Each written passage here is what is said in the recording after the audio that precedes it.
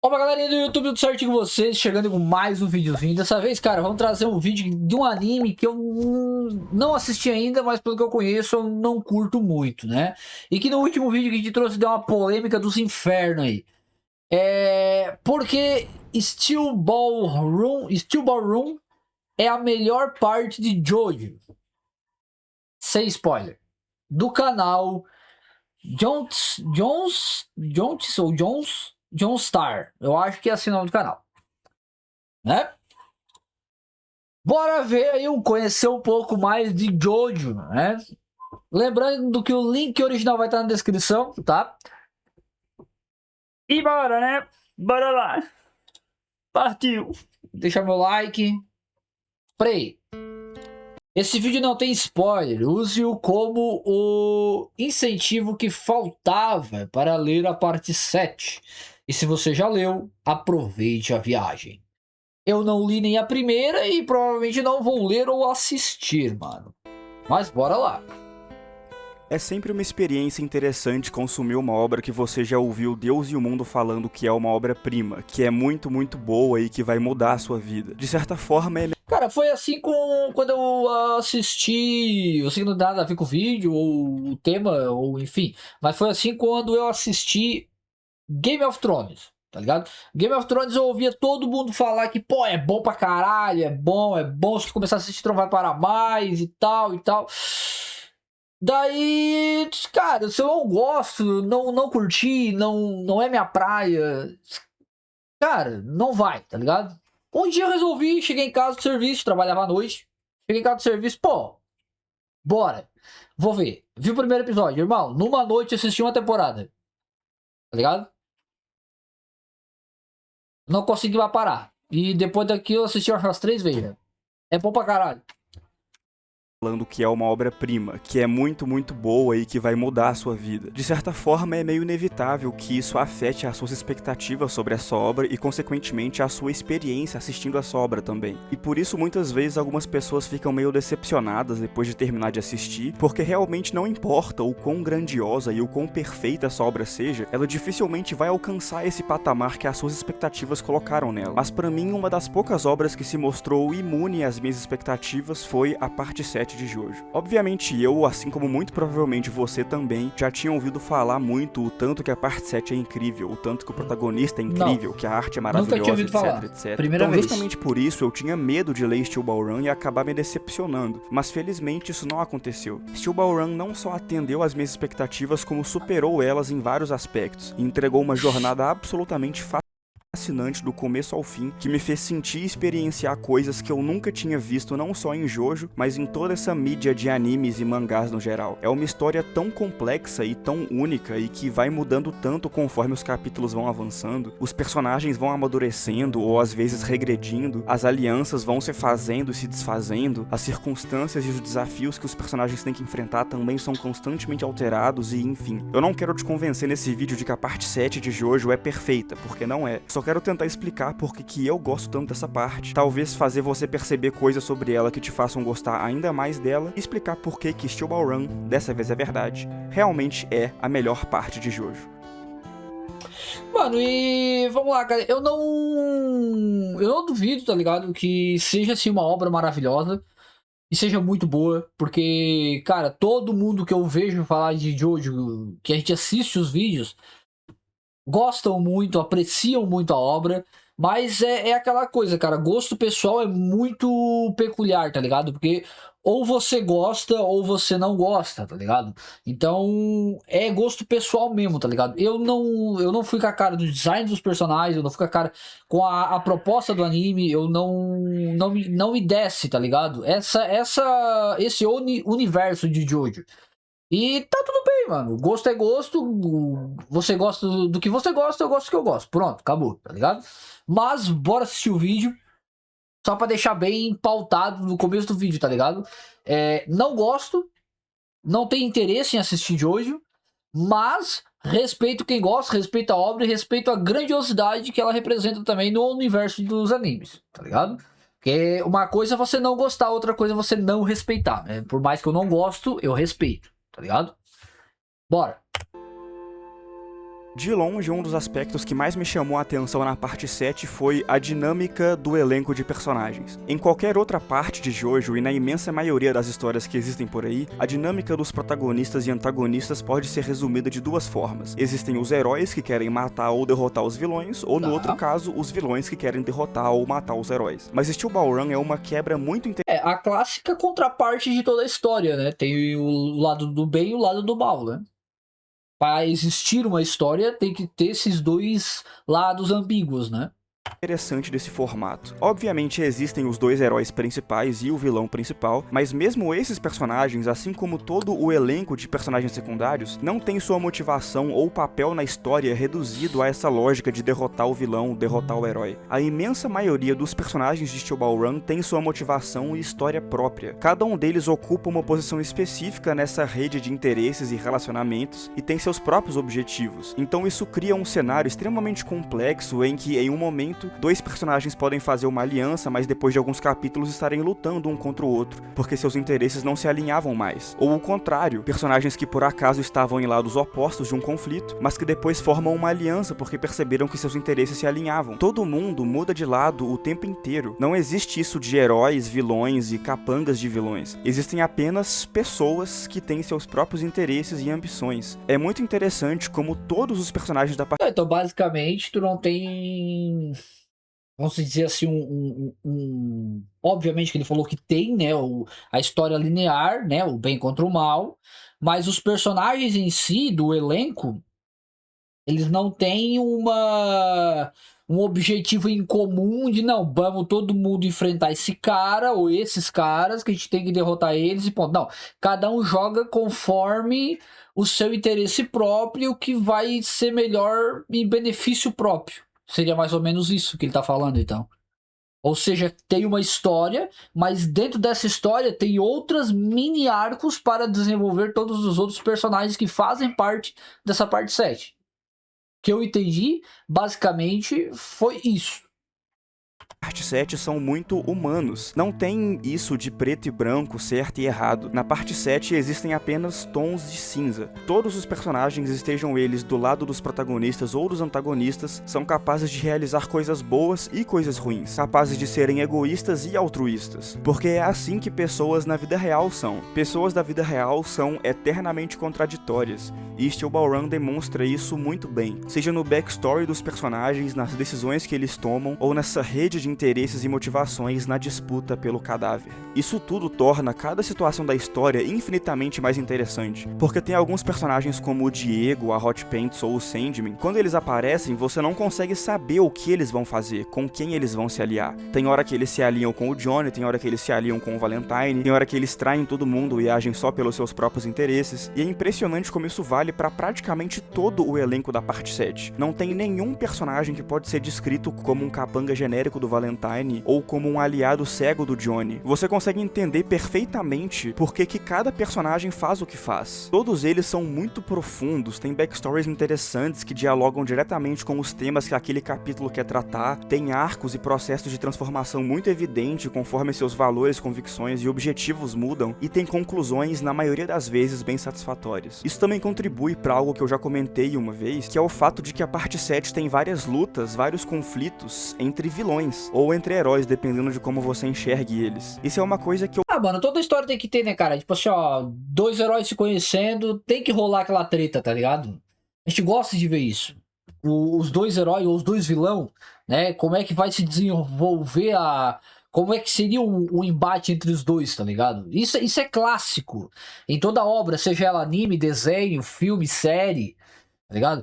Tem que ter. Eu acho que é um dos maiores fanservice da cultura pop, da ficção.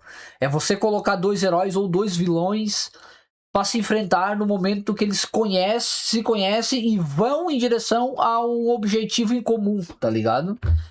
gostei muito nessa parte, porque vários personagens, sejam eles heróis ou vilões, também recebem muito destaque, e tem inclusive vários capítulos em que o Johnny e o Gyro mal aparecem. Tem algumas partes da história inteiramente dedicadas à perspectiva da Lucy, por exemplo, e algumas lutas que estão inteiramente entre dois personagens secundários também. Essa não é uma história só sobre o Jojo e o seu respectivo Joe Bro contra um vilão, é sobre todas essas pessoas, sobre todo esse ecossistema de objetivos e interesses que se forma ao redor da corrida e do cadáver. E esse aspecto da parte 7 torna a leitura tão mais envolvente e dinâmica, ainda mais vindo de uma obra tipo Jojo, que tinha uma fórmula tão explícita e repetitiva de certa forma, e que agora consegue manter sua essência e seu charme, mas renova sua apresentação e sua proposta completamente, saindo dessa receita de bolo de heróis bondosos e vilões malvados, e consegue construir um cenário muito mais complexo, onde cada personagem tem um bom backstory, uma motivação coerente e uma conclusão satisfatória. Também Cara, eu acho que toda obra, mano, ela tem que se reinventar em algum momento, tá ligado?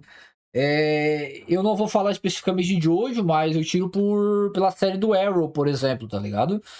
A primeira temporada foi maravilhosa, a segunda foi boa, a terceira, mais ou menos, a quarta foi um desastre total, tá ligado?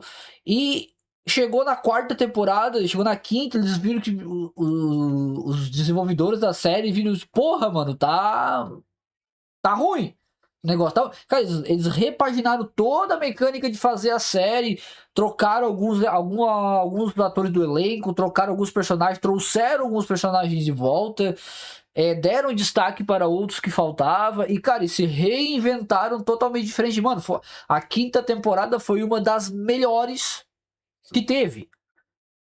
Então, eu acho que toda obra, não só Jojo, mas o anime, ou o desenho, filme, série, chega um momento em que a história ela fica massiva, ela fica na mesmice, e os desenvolvedores, o diretor, o autor, enfim, eles têm que dar uma repaginada, trazer algo novo, um diferencial, para cativar a atenção do público novamente, tá ligado? E dar aquela revigorada nos fãs, né?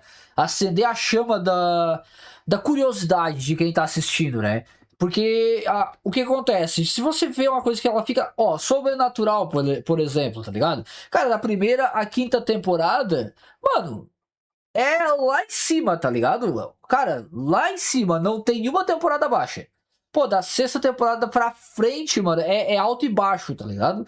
Então ela cai na mesmice, volta e de volta, e por aí vai. Então, às vezes a gente também tem que entender que toda história tem um fim, né, gente? Tá ligado? Então, se você vê que não tá indo pra um lado que não tá tão legal, mano, faz o final, encerra, não é feio, é bom, porque você faz um arco começo, meio e fim, totalmente fechado, do que você às vezes acabar estragando, né, uma obra por conta de que ela tá dando muito lucro e você não quer parar. Mas você tá vendo que tá indo ladeira abaixo, tá ligado? Então eu acho que toda obra ela tem sim, em algum momento, tem que se reinventar. E basicamente foi o que o autor aqui fez, né? E chegou num determinado ponto que, tem que trazer alguma coisa de novo. Dar uma repaginada, né? Trazer uma cara nova pra história. Isso é muito legal, cara. Quando o autor ele se dá conta disso e faz a tempo da obra não se estragar por completo, tá ligado? É muito interessante como vários antagonistas secundários, além de tudo isso que eu falei, também carregam uma relação muito íntima e pessoal com os protagonistas. Na parte 3, por exemplo, nenhum Crusader tinha nenhuma relação com nenhum capanga do Dio. Ninguém nem sabia quem era ninguém tava nem aí. Mas na parte 7 tem vários antagonistas com backstories diretamente relacionados com o Johnny ou o Gyro. Existem vários arcos em que a gente descobre que esses personagens ou já se conheceram anteriormente, ou que não necessariamente se conheceram, mas que têm passados que os conectam de alguma forma. Isso atribui um peso emocional muito maior para esses confrontos, porque retira essa impressão de que esses mini antagonistas são só capangas, só obstáculos até chegar no vilão principal. Eles são pessoas com passados e com histórias que os conectam diretamente aos protagonistas. Então não tem mais esse aspecto repetitivo de inimigo da semana ou alguma coisa assim. Todo confronto parece profundo, parece grandioso, parece justificado também, não só porque você conhece a história e as motivações desses adversários, mas porque muitas vezes eles têm um relacionamento com os dos protagonistas vai muito além de só querer derrotar eles porque o vilão principal mandou. Às vezes eles já se conheciam antes ou já nutriam algum nível de rivalidade ou de respeito um pelo outro. Às vezes os passados deles estavam conectados de alguma forma que nem eles mesmos sabiam, e às vezes eles têm histórias e motivações muito mais parecidas do que imaginam, mas que por puro acaso agora eles se encontram em lados diferentes desse conflito. Stand Spin. Outra coisa que chama bastante atenção quando você assiste Jojo é o fato de que o sistema de poder muda a partir da parte 3. E essa mudança ocorre de uma forma meio abrupta. De uma parte para outra, de repente, a gente não tem mais Ramon, são só stands. É claro que o Joseph na parte 3 usa o Ramon, pouquíssimas vezes, mas usa, mas essa mudança tão abrupta no sistema de poder de Jojo talvez deixe um pouco a desejar. Não porque o Ramon era um sistema de poder incrível e que eu sinto falta dele, com certeza não é isso, mas porque fica esse gostinho de quero mais, sabe? Eu particularmente nunca tinha visto um anime com 2 sistemas de poder diferentes, então isso abriu um espaço muito interessante e muito único para explorar interações entre o Ramon e o stand. Imagina o quão foda seria uma luta entre um mestre de Ramon e um usuário de stand poderoso. Seria algo muito da hora e que você conseguiria encontrar só em Jojo, literalmente. Mas infelizmente esse potencial não foi aproveitado e o Ramon foi completamente descartado. Mas eu fiquei extremamente surpreso quando eu vi que o Araki pegou esse potencial desperdiçado nessa interação entre os sistemas de poder e fez a parte 7 praticamente inteira sobre isso. Na parte 7 nós temos os stands, que você já conhece, e o Spin, um novo sistema de poder, que eu não vou explicar em detalhes, de novo para não dar spoiler, mas enfim, que outra história você conhece em que o autor introduz um novo sistema de poder na 7ª. Daí, Arthur, mas o One Piece não tem mais de um tipo de sistema de poder? Cara, eu acho que não, Arthur. Sistema de poder, pelo que pouco que eu entendo, né? Ele se refere a uma energia que tem dentro, ou uma fonte de poder, né? Que tem dentro do personagem. Que vem dele mesmo, tá ligado? O haki mas até onde eu sei, as frutas você tem que comê-la, ou seja, é um objeto, né? E não seria uma fonte de poder.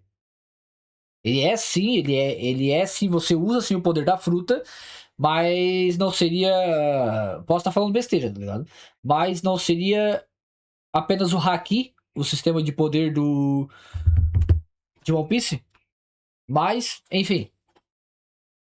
Só uma curiosidade que eu tenho, tá ligado? Porque até a gente conhece o sistema de poder a energia que flui dentro do personagem, né?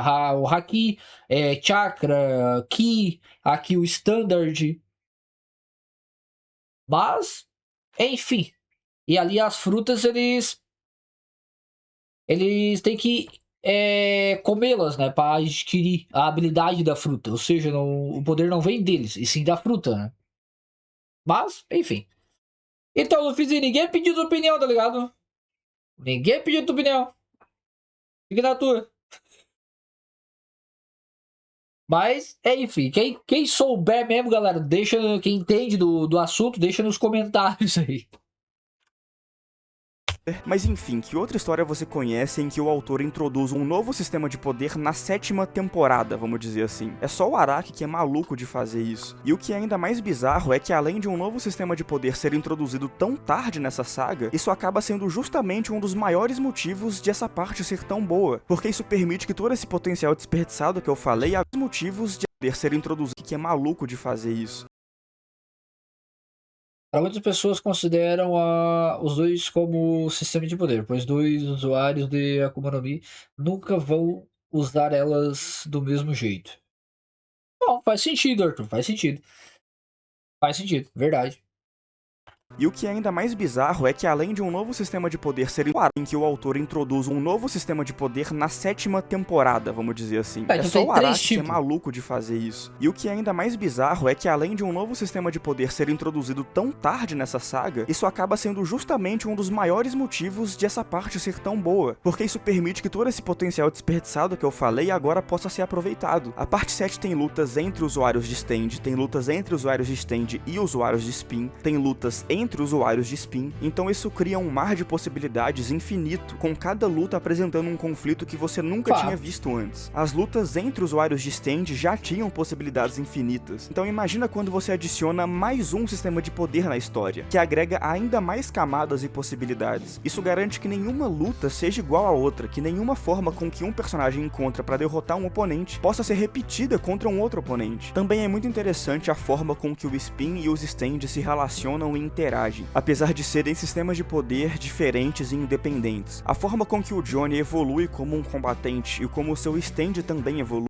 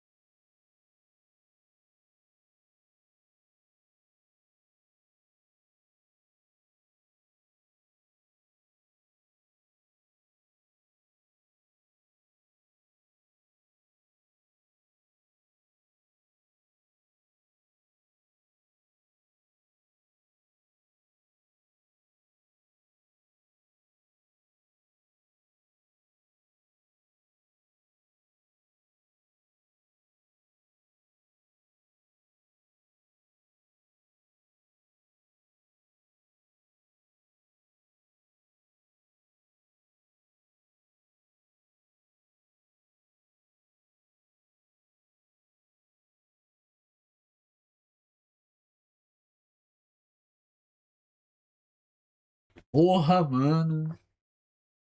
Dupla de protagonistas mais foda. Eu não conheço o anime, tá ligado? Não conheço. É isso, não conheço. Mas pra mim, mano, eu acho que dificilmente superaria. Alguns vão dizer que não é, tá ligado? Alguns vão dizer que não é, mas Goku e Vegeta são, pra mim, a maior dupla de protagonistas, né? De um anime. Embora o Vegeta ele seja um personagem que ele fica mais secundário, mas ainda assim, ele é, né, o parceiro do Goku ali nas batalhas. É o ponta, né, pra fazer junto com o coisa. Mas, não sei. Pra mim, é os dois, tá ligado? Diga aí nos comentários qual de vocês. Sanji Zoro ou Luffyzinho? Também, também. Foda, dois foda. Mas é como eu disse, eu não conheço o anime, né? Eu tô falando do que eu conheço, tá? O ápice da fórmula do Araki tanto para criar Jojos quanto para criar Joe Bros. O Johnny, por um lado, é o melhor personagem que o Araki já criou. Ele serve quase como uma desconstrução dessa figura do herói, porque de várias maneiras o Johnny tá muito longe de qualquer coisa que você espera de um protagonista de mangá. Ele é fraco, pelo menos por boa parte da história, ele é chorão, ele é chato, é um babaca e principalmente é muito egoísta. E justamente o fato de ele começar a história com tantas características negativas é o que abre espaço para que ele cresça tanto como pessoa. História com tantas características negativas é o que abre espaço para que ele cresça tanto como pessoa, para que ele descubra quem ele é e o que ele quer da vida. Cada adversário que ele enfrenta, cada obstáculo que ele supera, faz parte do quebra-cabeça que é a jornada dele. Praticamente todos os personagens secundários, sejam eles antagonistas ou não, possuem algum paralelo com o Johnny e cumprem um papel fundamental na jornada dele. O Johnny é também o único protagonista de Jojo que te faz questionar se ele de fato é o herói da história, sendo um contraste quase que completo com sua contraparte do outro universo. O Johnny é um protagonista que constantemente toma decisões visivelmente egoístas e erradas, mas por ele ter tanto backstory, tanta profundidade e tanto desenvolvimento, você consegue entender por que ele comete esses erros, o que torna a jornada dele muito mais realista e profunda. É engraçado como em um universo repleto de personagens mitológicos, lendários e heróicos, aquele que mais se destaca é ironicamente o mais humano de todos, o que mais erra, o que mais apanha e o que mais chora. O Gyro, por outro lado, parece reunir todas as melhores características da família Zeppeli. Ele atua como um mentor pro Johnny, da mesma forma que o Zeppeli da parte 1 atuava, mas ao mesmo tempo é um grande amigo pra ele, da mesma forma que o Zeppeli da parte 2 era. Então o Gyro consegue reunir tudo de melhor dos Zeppelis que vieram antes dele e encontrar esse meio termo perfeito pra cumprir tudo que você espera que um Zeppeli de Jojo faça. O Gyro na verdade tá mais pra um co-protagonista do que pra um personagem secundário, já que tem uma dezena de capítulos em que ele recebe até mais destaque do que o Johnny. E o Gyro, apesar de ele se aproximar aproximar mais de um arquétipo de herói fodão e lendário, ele também claramente tem muita profundidade. Vários dos inimigos que eles enfrentam têm uma relação pessoal direta com o Gyro, o que faz com que ele tenha tanto envolvimento pessoal com os acontecimentos da história quanto o Johnny, e às vezes até mais. E muitas pessoas criticam isso, falando que o Gyro é mais protagonista que o Johnny, e o que faz o Jojo dessa parte perder um pouco o papel de Jojo. E sinceramente, considerando que em todas as outras partes os Jojo sempre foram claramente os personagens principais, exceto por você no caso, essa é uma crítica que eu consigo compreender. Mas considerando que nessa parte o Araki simplesmente teve uma outra proposta pra história, que dessa vez deu na telha dele fazer 2 protagonistas ao invés de um, eu nunca vou conseguir concordar com essa crítica. Ao invés de um protagonista foda, você tem 2. Como que isso é algo ruim? Os 2 são igualmente fodas, igualmente bem escritos e igualmente importantes pra história. E soma tudo isso com o fato de que todas as interações deles são um deleite absoluto de ler, ora sendo muito engraçadas, ou muito reflexivas, ou muito emocionantes também, e você tem a melhor dupla da história dos mangás. É uma relação muito bonita de assistir, porque é muito claro como um é fundamental na jornada do outro, como um complementa o outro, tanto em situações de combate quanto em aspectos mais gerais da vida mesmo. Um aprende com o outro, um evolui por causa do outro, mas acima de tudo, o que faz o relacionamento deles ser tão bom é o simples fato de que eles são amigos. Eles riem juntos, brincam juntos, sabe? Igual amigos fazem. Por isso é tão bonito de ver a amizade deles se desenvolver. Você cria muito afeto e carinho por eles, porque eles têm muito afeto e carinho um pelo outro. Mas o que torna essa amizade ainda mais profunda e realista é o fato de que eles também entram em conflito várias vezes durante a história. Nas horas em que as decisões ou os objetivos deles divergem, a gente consegue observar uma camada de realismo a mais nesse relacionamento. Eles não são aliados cegos um do outro, porque a relação deles, assim como quase todas as relações do elenco da parte 7, é formada por pessoas independentes que têm seus próprios objetivos. E quando esses objetivos não se alinham totalmente mais, a gente vê que os 2 heróis da história reagem de uma forma que faz sentido e podem eventualmente discordar sobre o que eles devem fazer. E isso é um aspecto que era praticamente inexistente em Jojo até agora, mas que agrega muito na experiência de entender a perspectiva de cada personagem. Dá uma sensação de que todos os personagens ali têm livre-arbítrio, sabe? Cada um pensa por si mesmo e não é só uma peça em um grande plano maior. Falando em plano maior, esse é um bom momento pra eu falar de um dos vilões mais incríveis que eu já vi num mangá. O Funny Valentine é um vilão que não importa o quanto eu descreva ele, fale sobre ele, você nunca vai conseguir compreender o quão da hora ele é sem ler a parte 7. O Valentine age como uma personificação de vários dos temas que Steel Ball Run trata ao longo de toda a história. Tem tanta profundidade por trás dos comportamentos e dos ideais do Valentine, assim como muito simbolismo também. Mas o que chama mais atenção no Valentine é que apesar de ele indiscutivelmente ser um vilão e ser do mal, ele não é uma exceção nesse mundo. Ele também é só uma pessoa, que assim como todos os outros personagens, tem sua própria história, sua própria personalidade e seus próprios objetivos. Então até mesmo o vilão principal é construído nessa ótica realista, em que você consegue compreender por que ele faz o que faz. E isso também coloca ele em um contraste muito interessante com o Johnny, porque fica claro que, obviamente, o Johnny não comete nenhum absurdo maligno que nem o Valentine, mas em questão de visões de mundo, objetivos e motivações, é muito evidente como, até se tratando do Valentine, nada é preto no branco. Nenhum deles tem motivações 100% boas ou ruins. E, inclusive, em alguns pontos da história, o Valentine parece ser até mais nobre que o Johnny em alguns aspectos, o que novamente é uma coisa que nunca chegou perto de existir em Jojo. Nenhuma outra relação de herói e vilão teve essa dualidade estabelecida de uma forma tão profunda e com tantas camadas. De longe, a dualidade entre Johnny Joestar e Funny Valentine é a mais complexa de todo o universo de Jojo. O que não necessariamente significa que ela é a melhor, mas que em uma obra tão marcada por vilões majoritariamente malucos e irredimíveis, é uma surpresa muito boa ver um vilão de Jojo ser tão diferente assim. É impressionante como o Araki conseguiu mudar tanto sua fórmula e do mesmo jeito criar um vilão tão competente quanto o Valentine, que tem uma relação tão fascinante com o suposto herói dessa história. O outro universo. Cara, o jeito que ele explica é bom, até agora o vídeo tá bom, já tá acabando, né? Acho que é a última parte agora. Mas, cara, parece esse universo muito da hora, mas é como eu disse, mano. É uma história que não me desce, cara. É uma pegada de animação, de história, de anime que não me faz a cabeça pra assistir. E tá tudo bem. Beleza?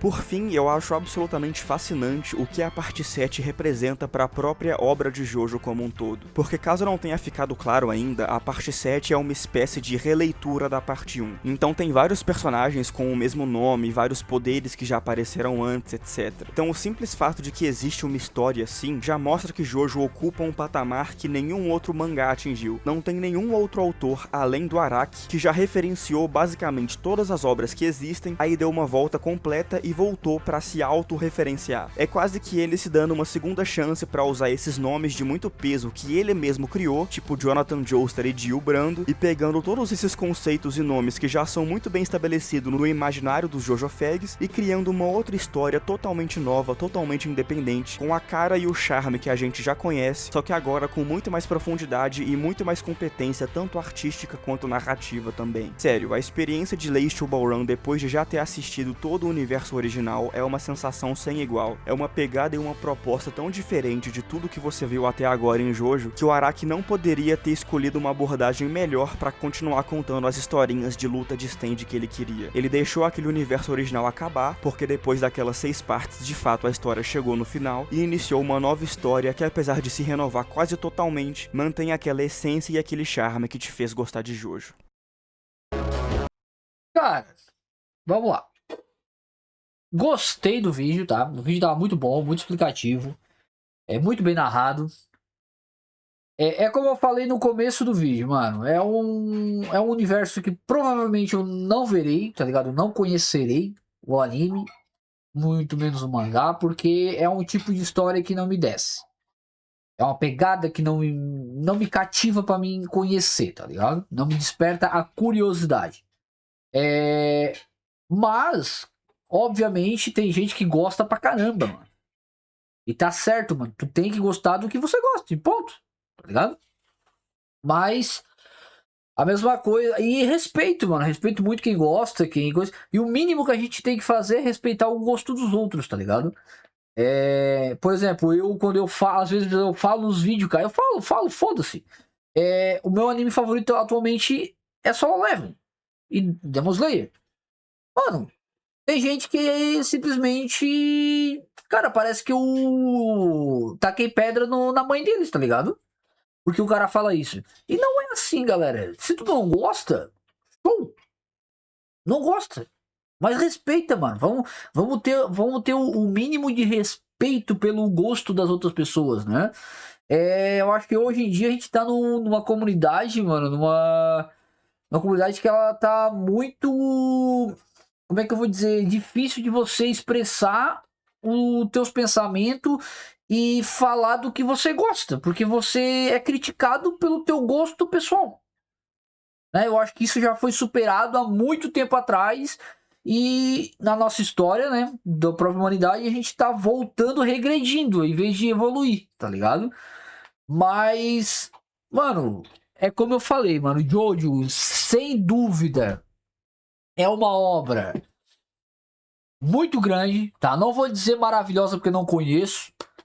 É um universo rico. É um universo que aborda vários temas. É como o cara falou, ele se autorreferenciou dentro do próprio universo. Então, isso é muito foda. O autor claramente tem uma puta criatividade pra fazer isso.